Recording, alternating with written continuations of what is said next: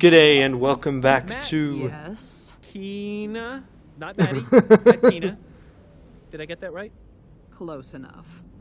Welcome back to Torment, Tides of Ranmenera. Last time around we kind of finished up in most of the tombs. There's a little bit left to do. We've got to actually kind of move on from here, which I'm pretty sure is done through the tombs. But first, we got ourselves two different marecasters. One that's usable, one that is not. So let's have a look at the first one we got. Within the endless loop of this strange alembic, golden fluids froths of fumes and then precipitates back into the boiling beaker where it began. You cannot quite trace the pathway the substance follows. It almost seems though it's not a liquid at all, but some kind of organism endlessly and agonizingly transmuted within the unbreakable confines of the device. Actually, while reading that, I just remembered there was one last thing I wanted to do, which was to talk to Ronos Kaisul, since we got to read through his history. So we'll talk to him, or rather the history of the person he believes was him in true life.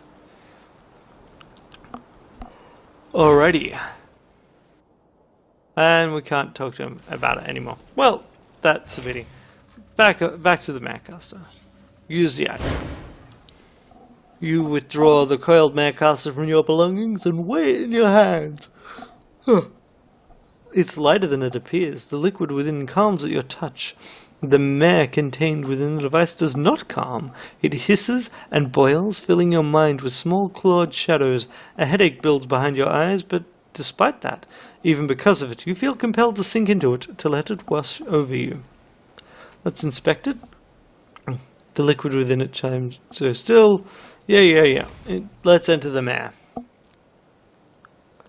The sunrise gives the sea a blazing golden sheen, and all the city, from the far harbour shanties to the splendid square just below you, basks in the light. The breeze blows fresh and brisk off the water. The song of night birds gives way to the chatter of clerks and touts, and your black-veined hands, twisted like talons, tremble on the windowsill. Behind you, men bicker about tests and shins, and about a rot that has reached the heart and brains and cannot be cut out.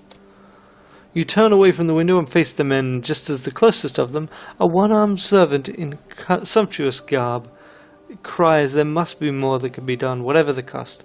But the other, like a chirurgeon, other chirurgeon snaps back. I'm no mountebank like Jalapa, flinging ciphers at the sick until there's no more shins to shake loose. It is not healing to stir false hope in those doomed to die. They break off their debate to look at your way. You don't recognize them at all, but plainly they know you and expect you to speak. Apologize for your confusion. As you stammer out your confusion, the servant's eyes widen with understanding. He steps closer to you, and in an almost tender gesture he lifts a hand towards your face. His hand, his one arm, his other side smoothly swaddled in silk. I am Cardogo, your grace. You know me, and it is without it quite being so. He's right, even poisoned as your body is, you feel the flush of friendship. And this is Aram of the island. He has been treating your condition. The chirurgeon gives a slight nod. My services are at an end, your grace. The roots have spread too far, too deep. What the wind sowed must be reaped. So I'm assuming the wind here is the iron wind, but let's just ask the condition. The two men share a quick, obvious glance, and your frail body quivers at the gesture. Cardogo draws closer.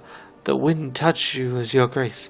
As he says it, his fingers dance as if unbidden upon the flat expanse of his maim side. The iron wind, what it touches, it changes, seldom for the better. Your changing was slow. All these years you fought it. The doctors fought it. We fought it together. The islander's voice has none of Cardogo's softness. And now you have lost. You are leaving this life at last. All that remains is to decide whether you will do so properly. What's wrong with your side, Cardogo? No, let's go with...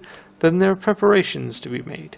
The chirurgeon bows, plainly pleased you have heard his words. Then he takes his leave. Cardogo watches him go and turns away.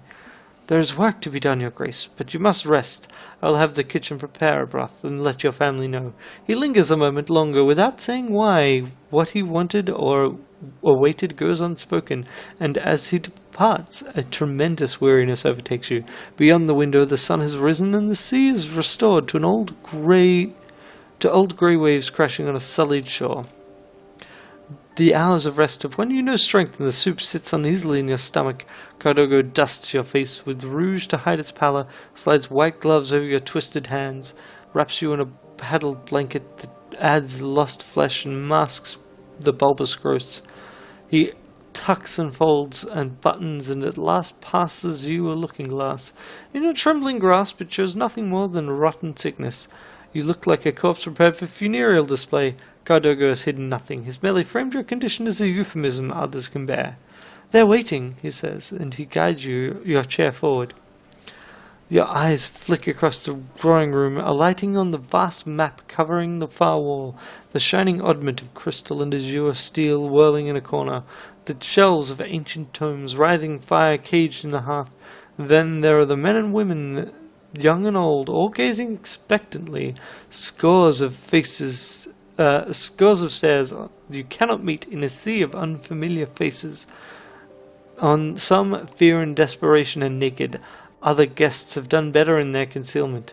A neatly groomed man in a neatly fitting officer's uniform sobs messily. He is the exception. Cardogo puts a hand on your shoulder and the hush falls. "Your Grace, the family's gathered. They await your words." Try to ease their fears. They know you are dying.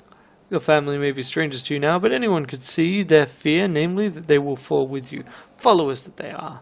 You must set them free. You speak of your weakness, of their strength, of the darkness you face, and the bright days ahead of them.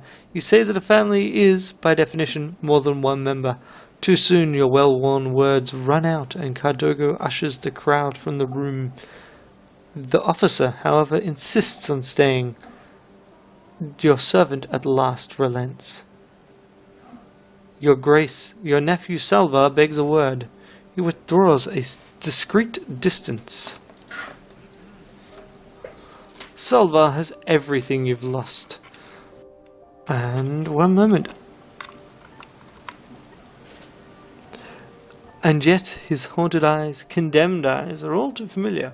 He bows and, thinking his face hidden, wipes it quickly with a handkerchief. As he rises, he kisses your gloved hand. "Your Grace," his voice, for all its glorious tremor, quivers as if he's far weaker than he looks. "You have given me so much, and now, as your end draws near, I hope to prove my worth." His harried eyes dart about as he gives his little speech. "How?" I've discovered a wonderful opportunity.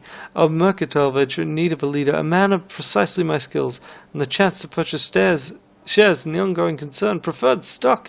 He stumbles over the foreign vocabulary of business, but a bright, false smile spreads as he picks up steam. "I can make good on what you've given me. Prove your face was well placed. I just need a stake to put it in." He means shins, of course. "Tell me more about this venture." Salva nods. "Too fast, too many times. It's not without danger. Physical danger, I mean, which is why they need a man who can swing a sword." He is interrupted by a cough from Cardogo. "The venture?" "Oh, yes. It involves certain saleable commodities that are in great demand in the oasis of Marasrola. Strictly highest workmanship, but sold here like trinkets. So you see, exactly the sort of thing a sharp trader corners the market for." It sounds like you're being tricked." "Ridiculous. I could not be farther from Zeus. This is honest and good." His words brace plainly ahead. "This is a lucrative enterprise." Your servant sighs audibly. The dull ache behind your eyes, the claws in your spine, your nephew's absurd deception, all of it drags you downward. "Why are you doing this?" Salva steps back, his eyes watering. "I want to prove you everything you did for me. The schooling, the sport, my commission. These clothes prove that it wasn't a waste. All my life I've had to pretend I deserved your love, your gifts, always knowing I didn't, always hearing others laughing behind their hands." He takes a ragged breath. "Now I can prove to myself you were right. Prove I was worth it. Prove it to myself." From the corner of your eye you see Cardogo shaking his head. Your nephew holds a withered hand with his long graceful fingers. "Please, I need help just one last time." "Needn't be this evening. There is time. Make sure you're provided for." Almost instantly the fearful look leaves your nephew's eyes, and a beautiful serenity smooths his brow. Thank you. With a champion's tenor he vows, "I'll make you proud." Cardogo leads him from the room. "You've shot that boy in shins, and shared a greater wealth in your wisdom, but to no avail." "A person can always be changed." Cardogo flinches at your words, and the scorn falls from his face. After a moment's humble silence, he eases your chair back towards your suite. "It has been a long day, your Grace. You should rest." A soporific anodyne mist brought by Cardogo dulls the daggers that stab your nerves, and soon sweet oblivion settles over you. You awaken in the night. With the certainty you're not alone, your uneven heartbeat races, and your rot-riddled eyes strive to find the intruder. "Who's there?" you hiss. A shadow sits at the foot of your bed, with the false fire glow of a cipher around her wrist. As your eyes adjust, her face becomes faintly visible. You recognize her from the gathering. She was at the back of the room, and she left before anyone else. "Casca," she answers, identifying herself, though by now she knows that you've seen her. "Or have you forgotten me entirely?" "I've forgotten almost everything, it seems. You haven't forgotten to spoil Salvar. You haven't forgotten your three-legged lapdog. The twist of the knob, the cipher on the wrist floods you with a bright, blinding light. And you haven't forgotten to sleep in silk, either. Why are you so angry?" "I'm not angry," she says in a low, dangerous voice. "I'm hungry, and I want what you've been feeding my sweet, soft, rotten cousin all these years. Your shins." When I'm gone, why should I give you my money?" "Because I've suffered." Well, let's go with when I'm gone, you'll be provided for." Casca nods once, without saying a word, then darkens the cipher on her wrist. Without its light, the room becomes utterly black, silent, and empty, save for the whisper of her departure and the ever-present pain within you. Weakness and throbbing pain are the morning's gifts, unblunted by the herbal broth Cardoga has brought. Death will not stop knocking. By the time the clocks cry out midday, a palsy has seized your left hand. Your servant gives you a relic to grip, some ancient creature locked in amber. It slips from your grasp and shatters on the floor. The beast flies away. At that moment, a caller is announced. Cardoga leaves, then returns visibly dismayed. "The mendicant, your grace." Without waiting an invitation, your visitor enters, a tall man, stiff and slender as a poker, finely dressed and bangled with ciphers. He glows with a confidence as he gives a half bow. "Your grace." At a curt nod from the mendicant, Cardogo steps out. Your guest then sits beside you. "I have heard, naturally not from Cardogo, but your family cannot help but share their panic with the city." His eyes glisten with fathomless compassion, at least a fine simulacrum, rather.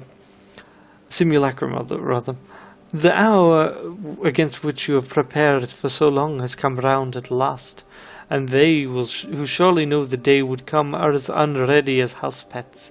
They have leaned upon you greatly, but then so have I, and so have our children." He gestures to the leather portmanteau he has set at your feet. "I am here to bring your plans to completion." "What do you want?" The mendicant's eyes you carefully, and then gently nods. "I know if a cloud has fallen on your mind, it would give me great joy to lift it. For many years your generosity has given new hope to the dispossessed and neglected children of the city. A long lifetime's worth of wealth has transformed what my hospice can provide. The lands alone your hunting preserves, and the mouths they now feed, the wrecking field of Crefton, and the honest labour of gleaning its Numenera, the campuses of the hospice itself, and all other souls it houses. As you insisted, no one knows of these gifts but us and your solicitor, and now I seek to drink the last dregs of your estate."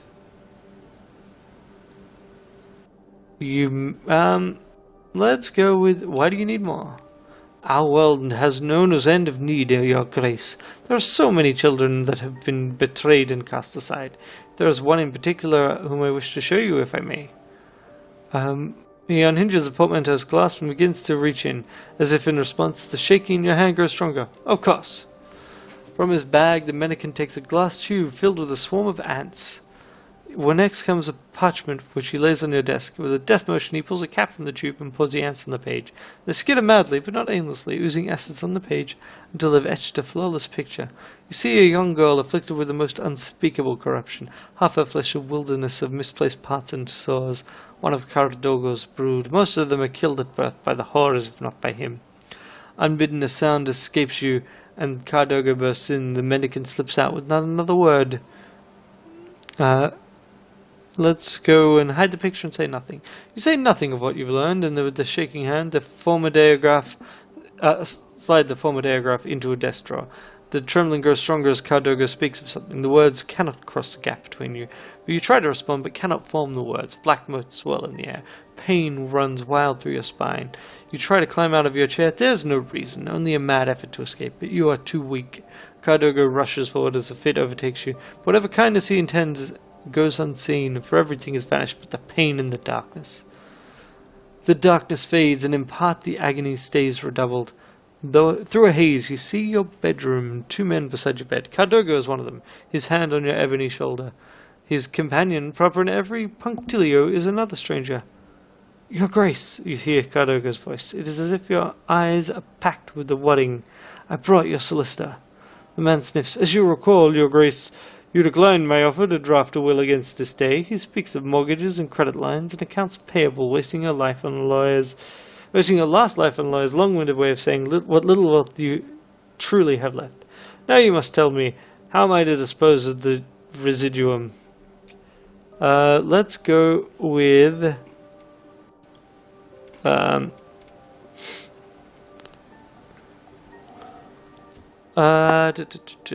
going to go with establish a trust for Cardogo's children, wherever they are.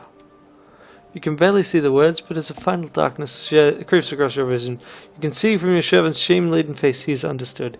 Your life's last short span stretches almost infinitely. You see the children brought together by your bequest, their father's failings undone, in part by the trustee's care. Then the image fades and the darkness turns to golden waves lapping on the shore, and your long days are finally done. Huh. That is an interesting mare. Maddie, about your skin. Eratus, watch where your next words trend. I'm really not sure what to say about that. Like, that was really interesting, but other than that, like, okay. Ability or skill. So if I go with skill, I can get all sorts of skills. Cypher use eminent. I'm thinking I'm just going to grab more eminences. Okay, great. Done. And then let's go and look at our other item, our other Marecaster. Can we use it again? I'm just going to quick save because I don't actually want to run through the whole thing again. What happens if we use it again? Ah, quiet and unresponsive. Okay, cool. Okay. So this is the Twisted Metal Marecaster. The Marecaster is made of strange dimensions and impossible angles, spun from an unearthly metal that seems to flow as you examine it. Its branching limbs cross in a lattice that has no clear pattern. Its surface is hot and somehow restless, as if it wants to move but cannot. Soft nubs press into the soft flesh of your palm, pulsing gently. When you turn the device over, nothing's there. The silent voice of the mare sings to you, calling you to join it. And let's access it. Someone has twisted this mare out of alignment. It would be impossible guesswork to put it in a proper state again. So right, that will have to wait until we can find someone to help us with it. Let's just quickly talk to people around here if we can. See if any of them are able to assist. We climb the obelisk. Yeah, I thought we already talked about that.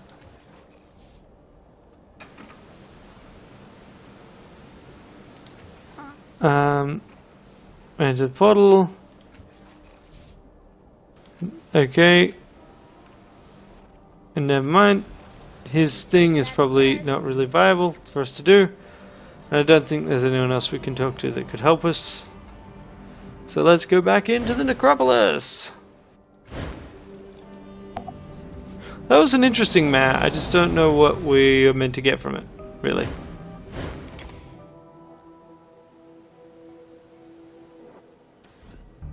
If you want a job done right. Okay. So let's go to the one for the sanctuary. And then we'll probably finish up there. To a location we already know. Let's go to the first cast-off's tomb. 3431.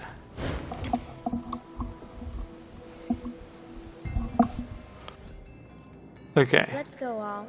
You and me. These are all the same person, presumably the first cast-off. They all wear a different mask. Go. Freeze appears to have been defaced. There are two figures facing each other in anger. That's all you can see. The carvings here display two figures standing side by side on a crag overlooking a plateau with a wide disc at its center. The scene is familiar. A wave of dizziness envelops you, and you steady yourself against a rough stone. This does not help. The memory flows out through the stone in a rumbling pulse, overtaking your senses. Yes, this scene is familiar because you've experienced it firsthand when you've rebuilt your mind in the labyrinth. And now here, the full memory awaits you. Succumb to it. The memory of that long day pours past you, cold as melting snow. You direct your first cast-off's gaze towards a resource-rich plateau where Miela Vest will one day stand. You ignore the laughter in her eyes when your own constructs turn on you and make the necessary repairs. And then the rush of time slows as she makes her way up the moss-hung path towards you, her eyes bright behind the mask. I have something to show you, she says. You follow her to a deactivated portal. I've got it working. The doorway exists in two places at once, here and on the other side. Once you align them, she lays her hand and forehead against the stone, and as though worshipping the thing. Your lip curls involuntarily, but you can't fault the results. The portal activates, answering the welling glow of the first cast-off's tattoo beneath her mask. The flood of memory slows to a trickle, leaving you back in your body. You look over at the mural. Could that be the way to open the portal?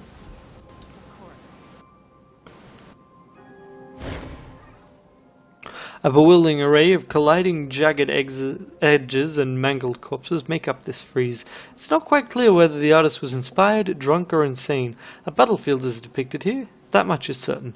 The amount of detail is staggering, and it isn't immediately apparent what the artist was trying to convey.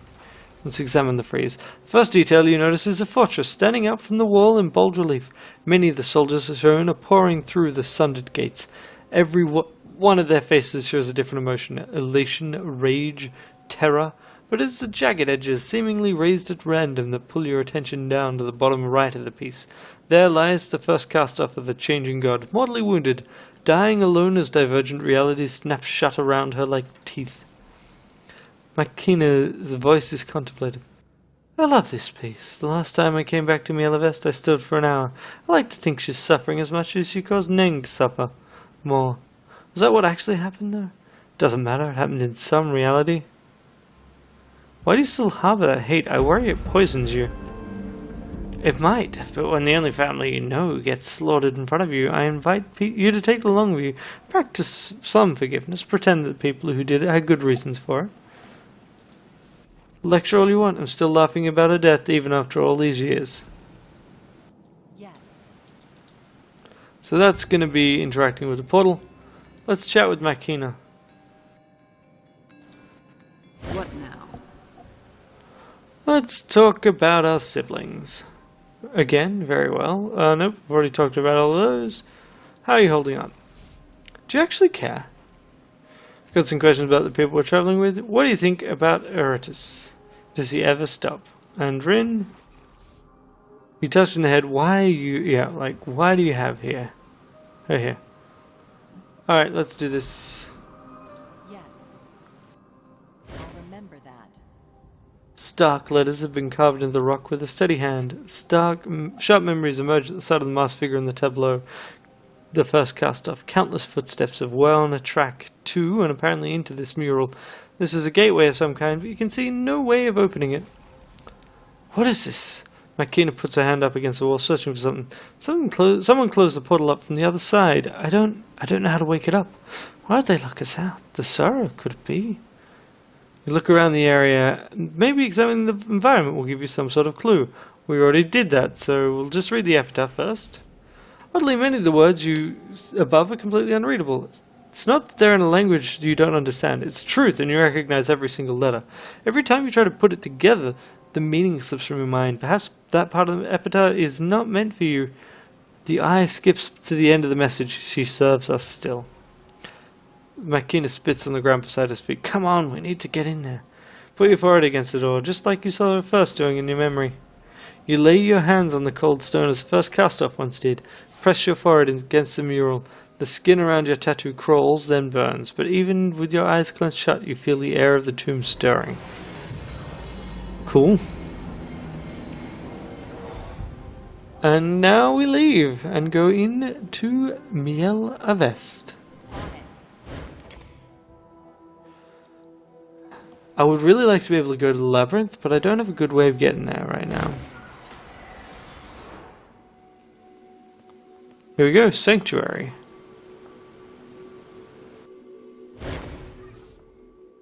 I reckon this woman is dressed in functional glaive's clothing. Her hair is cut short. Her face is muscular and tense. You recognize her instantly from Tasha's mare. Pies reckon she spares you but a moment's appraising glance before turning to your companion. Matt Keener, you've come crawling back. Didn't you swear you'd never return here, or had you forgotten? I did promise, but then I remembered that none of you have ever bothered keeping your vows to me, so what's the point? Anyway, what have you been up to? Burning a few villages full of innocent civilians, or have you graduated to grander atrocities? I'd kill her right here if I thought I could get away with it another time. Just trying to keep our creator, the coward, from committing any more of his war crimes as usual, looking at the larger picture instead of serving my own self-interest. Perhaps someday you'll learn how to do that, though considering your friend here just muscled her way through the locked portal, making our sanctuary even more vulnerable to the sorrow, I don't think it's likely. You know you're traveling with a traitor, right? You can read no thoughts from her. They're muffled, as though something were interfering with them. I ran into Barricale. She said she had a message for you, but couldn't get in. Yeah, well, how very useful for you. Next time when someone informed that I have a message from the Cabinet Senate, I'll know who to come to. She gives you the most patronizing smile you've ever seen, like she's practiced. I know you. I know what you did in Colne Village. Oh, Matt Keener told you. Not a surprise. She's generally so quiet about her feeling. Colne was a pity, a tragedy. But it had to happen to make it that way. I've been a warrior most of my centuries. I know about making sacrifices in service of a high ideal. I've stopped losing sleep over them. Live long enough and you'll understand. It had to happen away? What about letting the villagers survive? You do realize what we lost that night? Do you realize what we gained? You weren't there, you've never even met me, but you think to judge my actions of 200 years ago? The stakes are here are more important than a few monsters. We're fighting for our survival, you damned infant, and I won't let you moralize at me while I'm trying to save your life. It's almost the same speech you gave me then. Glad to see you're consistent. Nope, sorry, I'm done. Please ask Padge your question, see if you get any answers. What did you mean when you say I've made the sanctuary more vulnerable? There are rumors of sorrow activity has increased recently. I don't buy the stories, but many of them do. She points a thumb behind her to other castles. Your brothers and sisters, your family, even if the sorrow is more active, it's still active. They came here to be safe. I can feel your tides. I know you believe you're doing the right thing, but let me tell you this. Sometimes blindly rushing in to help people does more harm than it does good. The portal was sealed for a reason. Have some empathy. Why do you care what I think? I had my reasons for getting in here. No doubt they're good reasons, important enough you threaten the one place we've been safe for the sorrow for centuries. Frankly, I'm not that interested in hearing them. And I don't really give a shit about what you think, so I need to find Mazov. Is he here? No one has seen Mazov for over a decade. Our dearest might know where he is. Talk to her. Our dearest might be the best of us. Treat her well, or be sure you pay in blood and pain. Well, don't let me keep you any longer. I have one more thing to say to you. I want you to mark it carefully. The changing god, the coward, intends to kill us all. If you meet him, don't trust him. He's going to ruin us. Surely is the sorrow. I'd wish you success, but... well, the world has a way of disappointing us all. That's nice. I don't care.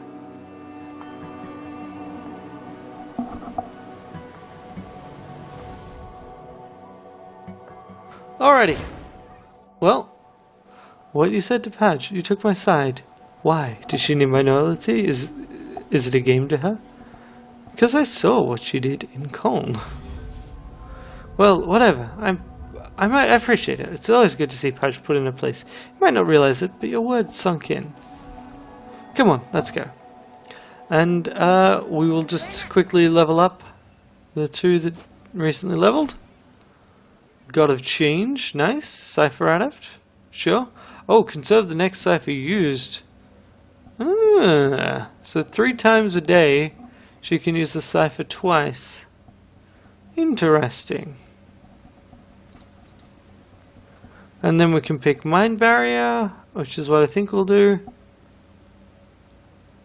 Yeah, mind barrier. So what do we grab now? Let's grab a bit of healing, because you're the only one that's got it. And you, sir. Do we boost your stat pools or give you an extra ability or skill? As I recall, your abilities and skills are kind of meh. Let's boost your stat pool, we'll give you some more might. And there we go. Alright, that's it for this week. I hope you've had fun watching, and I will see you next time. Bye. Thanks for watching. I really appreciate you spending the time and effort watching the videos I make.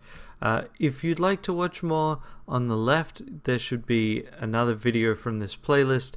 On the right there will be whatever YouTube recommends, and in the center there is a convenient subscribe button just in case you need it.